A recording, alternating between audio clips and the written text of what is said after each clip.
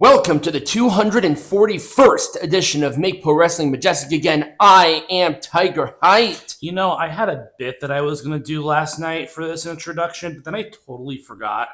Oh, well, here's the bit. This was a lot of wrestling. I think these companies need to not do this ever again because keep in mind, I watched the regular shows too. So I had to double up on some of those where I was watching, I think at least one of the days, I was watching 9 hours of wrestling in one day. Yeah, that's a lot of wrestling. That's a lot of wrestling. But first, let's get into this week with our first thing, which is this ID shit. Yes, more ID wrestlers are being pulled from indie shows. They need to stop doing that. It's number one, it's obnoxious. Number two, you're taking away from their livelihood because you're like, oh, I don't want to work with them. You only can work with them. It's like they don't work for you. Yeah, did you see the reason? So the reasoning why I think is because the wrestling company Produce is on my AEW's website. Is one of the companies. But that's so petty. That's the problem. It's like, now, if it was like on a main show, like Ring of Honor or like CMLL that or something. Would not be allowed. That would make sense. But like on these smaller indie shows, it's so weird. I don't get it. There was a time when the AEW World Champion and a WWE ID Champion were defended on the same show. What are we doing there? I don't know. It's ridiculous. I mean, it's driving me crazy. It's like either assign them or don't. Right. Don't do this pigeonhole bullshit because, oh my God, they might be with the enemy. Yes, it goes both ways, people. I don't do that a lot. So as an aside, beyond what like the news, I don't know if they had copied us or something, but there was an opinion piece put out at 4W about what wrestling promotion should a brand new fan start with? That is the title of it. We made a video about this 2 weeks ago. Yeah. The same exact topic. Now is it because it's a growing trend, or are they just flat out trying to copy us? They're just trying to copy us. Oh. I know they look at my shit. Like, don't think that I don't see you there, Davey boy. Not Davey Boy Smith. Davey Boy Smith was awesome. I'm talking about Uncle Dave, Daddy Dave. Daddy Dave. I know you watch me. Beltsy. Yeah, I know you watch me. I know you guys hate me. It's all right.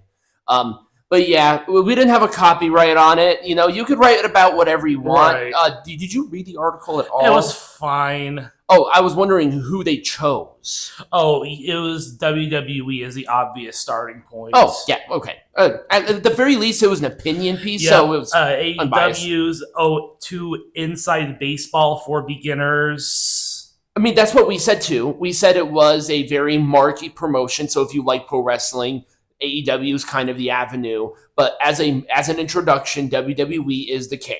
Like, that is the absolute pinnacle of wrestling when it comes to new viewers. Anyways, we're moving on. Well, I wonder why you chose this picture of all the pictures. I don't know. Anyways, let's move on.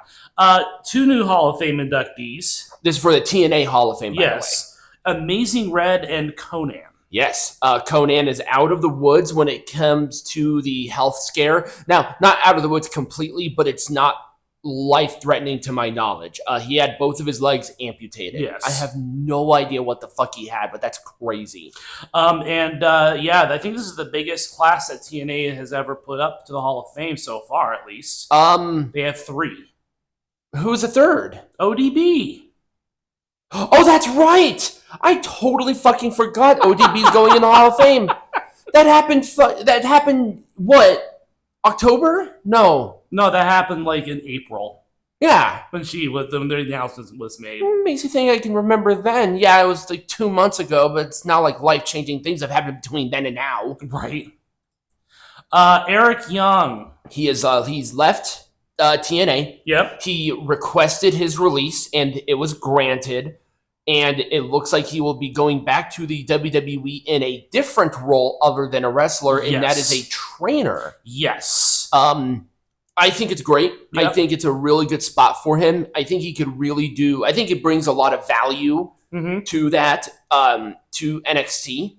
Same thing with like Road Dogg going to TNA as a writer. Once again, he really was the main. He was the main writer when SmackDown was super white hot. Right. So I think there's a lot of really good movements around, and maybe your priorities change. Eric Young is older, and things change and happen. Good for him. You know what? If that's the way he wants to go, and there's no ill will. It doesn't sound like there is. No. Good for him. And speaking of retirements, I guess Eric Young hasn't officially announced his retirement, but someone has. Tomoaki Honma. Yes, the bright yellow and pink guy that did the headbutts. He did have a really bad injury. I think it was a career-threatening neck injury. Yes, back in 2017. And then he came back. And, he's one of the older guys, so a lot of what he was doing was the big multi-man matches to start off New Japan. But back in the day, I think 2006 or 7, something like that, he was one of the top contenders for the IWGP heavyweight champion. So, good career for him. Yeah. It is what it is. He wasn't my favorite wrestler personally, but I do know him. Mm-hmm. And Mick Foley, he has, the ever, I guess, hypocrites. His Legends contract has expired. No, so you are incorrect. Oh. His Legends contract expired already. This is the Legends merchandise contract. Oh. So there are two separate contracts in play here. When you're talking about the Legends contract, this is you are a representative of WWE. But when you have merchandise that you want to sell on WWE's website, you sign a separate contract. That's why he was able to appear in AEW, because he was out of his Legends contract already. No, this is the merchandise one. He made some big announcement about it. He once again brought up the Trump administration because, of course, the fucking Democrat did. Does. Just hypocrite all the way around. Yeah, it's like the president lives rent free in his fucking head. This idiot. Number one is tarnish his reputation, his career essentially. And at the same time, he has talked more about WWE within the last month than he has in the last 6. Right. So before that, it's insanity. It's as soon as you go to AEW, you automatically become a bad person. That is true. Look at patterns, people. Look at the patterns. Yes. We're not saying this because we're mean to AEW. We're saying these things because that's cold, hard fucking facts. Right. And the vision. I think we talked about this last week, just in jest. Well, it was not on the podcast, but we did talk about it, and we did say that this needs to end. Yep. WWE pretty much has shelved it for the foreseeable future. Heyman is gone. Heyman is now going to be paired, I think, just with Braun Breaker. Right. Braun Breaker. Braun Breaker. Yeah. Bronson Reed is still out injured. Logan Paul is still out injured. Now, the one thing that I do want to keep going here is Austin Theory and Logan Paul as a tag team. Yes. I think Heyman with Braun is fine. And Bronson, I think, just worked a lot better as a monster individual. Right, as a singles wrestler doing monster stuff. Yeah. That's just how he worked. And also, keep in mind, too, he has lost a fuck ton of weight. Yes. If you haven't seen him on his Instagram recently, the dude probably cut 70 pounds. Yeah. He has lost a lot of weight. Now, there was one story you did not bring up, but I think we should because, A, it's the thumbnail, and this happened not even 5 hours ago, and that is Sheamus. Yep. Sheamus rejected a contract extension. It looks like he is going to be leaving WWE after 20 years with the company. He signed in 2006. Jeez. Yeah, he signed in 2006. He was in FCW for, I think, a few years, and then he obviously made his in-ring debut in 2009, something like that. But yeah, God, there's one thing that he just couldn't do, and I have no idea why they just did not pull the trigger on it. The Intercontinental Champion. I know. Just give him even if he drops it the next fucking day. Right. I think Sheamus should round it off because he would be in a very elite class of people that has literally done everything in WWE. All right, but is he coming back from injury before his contract I expires? have no idea. I have the faintest of clues if he's going to be coming back. Because they did that with John Cena before his retirement. Yeah, they had him win the Intercontinental Champion to round it off. I don't think they're going to give him the IC title, though. I think that's why I said it. He should. He should, but I don't think it's going to happen. It might have happened if he retired with the company. Right. But he's it doesn't look like he's going to.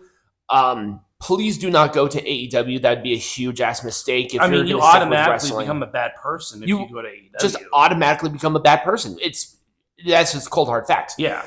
But there's plenty of other options. And also keep in mind too, Sheamus is 48. Yeah. He is older. Yeah. And also very big injuries. Yes. The neck injury, the shoulder injury. He had a really nasty knee injury. Like, Sheamus is not, he's going to be on borrowed time like Adam Copeland has had. Yeah. And now Sheamus, look at Adam. I know you helped Adam get back into it, but he looks fucking ancient. So they both look like old and not so wise men. Yeah, we'll cross that bridge when we come to it. But that is the end of This Week in Wrestling. When we come back, we start our gauntlet. Wrestling. All right, ready? Yeah.